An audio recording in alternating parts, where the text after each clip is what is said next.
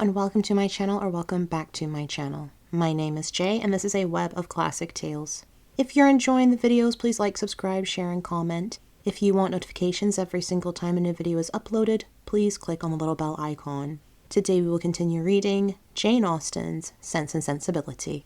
Nothing occurred during the next 3 or 4 days to make Elinor regret what she had done in applying to her mother, for Willoughby neither came nor wrote. They were engaged about the end of that time to attend Lady Middleton to a party, from which Mrs. Jennings was kept away by the indisposition of her youngest daughter, and for this party Marianne, wholly dispirited, careless of appearance, and seeming equally indifferent whether she went or stayed, prepared without one look of hope or one expression of pleasure. She sat by the drawing-room fire after tea till the moment of Lady Middleton's arrival, without once stirring from her seat or altering her attitude, lost in her own thoughts, and insensible of her sister's presence. And when at last they were told that Lady Middleton waited for them at the door, she started as if she had forgotten that anyone was expected. They arrived in due time at the place of destination, and as soon as the string of carriages before them would allow, alighted, ascended the stairs, heard their names announced from one landing-place to another in an audible voice, and entered a room splendidly lit up, quite full of company, and insufferably hot.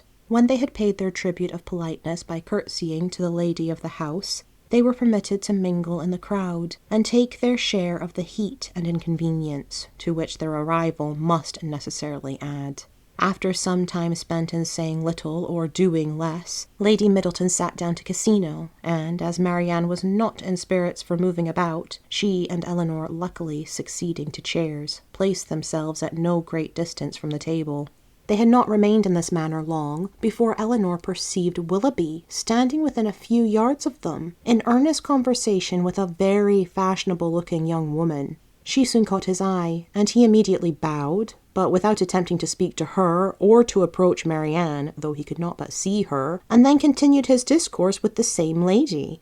Elinor turned involuntarily to Marianne to see whether it could be unobserved by her. At that moment she first perceived him, and her whole countenance glowing with sudden delight, she would have moved towards him instantly had not her sister caught hold of her. "Good heavens!" she exclaimed. "He is there! He is there! Oh, why does he not look at me? Why can I not speak to him?" Pray be composed," cried Elinor, "and do not betray what you feel to everybody present. Perhaps he has not observed you yet." This, however, was more than she could believe herself, and to be composed at such a moment was not only beyond the reach of Marianne, it was beyond her wish. She sat in an agony of impatience which affected every feature. At last he turned round again, and regarded them both.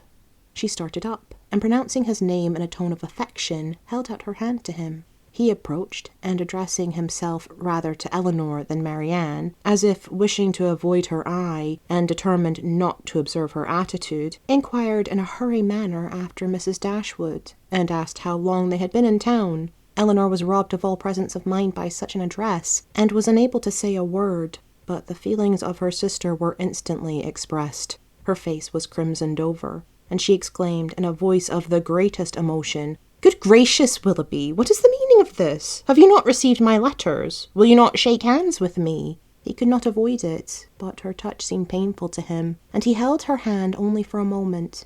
During all this time he was evidently struggling for composure. Elinor watched his countenance and saw its expression become more tranquil. After a moment's pause he spoke with calmness. "I did myself the honour of calling in Berkeley Street last Tuesday, and very much regretted that I was not fortunate enough to find yourselves and Mrs. Jennings at home. My card was not lost, I hope."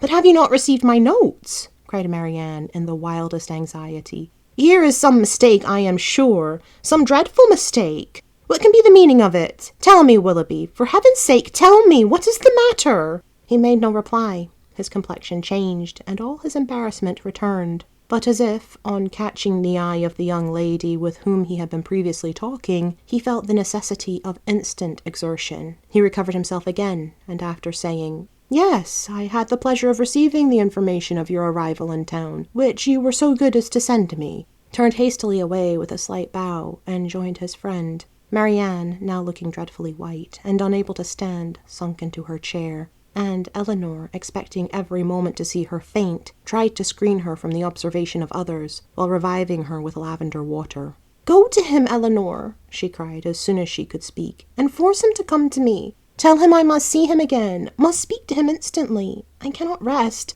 I shall not have a moment's peace till this is explained. Some dreadful misapprehension or other. Oh, go to him this moment." "How can that be done? No, my dearest Marianne, you must wait. This is not the place for explanations. Wait only till tomorrow." With difficulty, however, could she prevent her from following him herself, and to persuade her to check her agitation, to wait, at least, with the appearance of composure, till she might speak to him with more privacy and more effect, was impossible.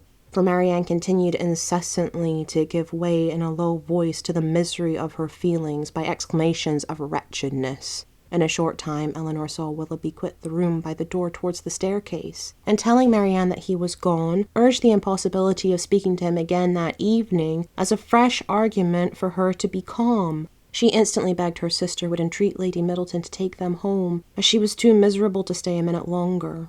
Lady Middleton, though in the middle of a rubber, on being informed that Marianne was unwell, was too polite to object for a moment to her wish of going away, and making over her cards to a friend, they departed as soon the carriage could be found. Scarcely a word was spoken during their return to Berkeley Street. Marianne was in a silent agony, too much oppressed even for tears, but as Mrs. Jennings was luckily not come home, they could go directly to their own room, where Hartshorn restored her a little to herself. She was soon undressed and in bed, and as she seemed desirous of being alone, her sister then left her, and while she waited the return of Mrs. Jennings, had leisure enough of thinking over the past. That some kind of engagement had subsisted between Willoughby and Marianne she could not doubt, and that Willoughby was weary of it seemed equally clear. For however Marianne might still feed her own wishes, she could not attribute such behaviour to mistake or misapprehension of any kind. Nothing but a thorough change of sentiment could account for it. Her indignation would have been still stronger than it was, had she not witnessed that embarrassment which seemed to speak a consciousness of his own misconduct, and prevented her from believing him so unprincipled as to have been sporting with the affection of her sister from the first, without any design that would bear investigation. Absence might have weakened his regard, and convenience might have determined him to overcome it, but that such a regard had formerly existed she could not bring herself to doubt.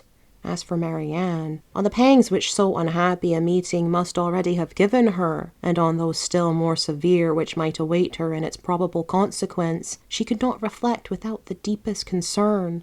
Her own situation gained in the comparison, for while she could esteem Edward as much as ever, however they might be divided in future, her mind might be always supported. But every circumstance that could embitter such an evil seemed uniting to heighten the misery of Marianne in a final separation from Willoughby, and an immediate and irreconcilable rupture with him.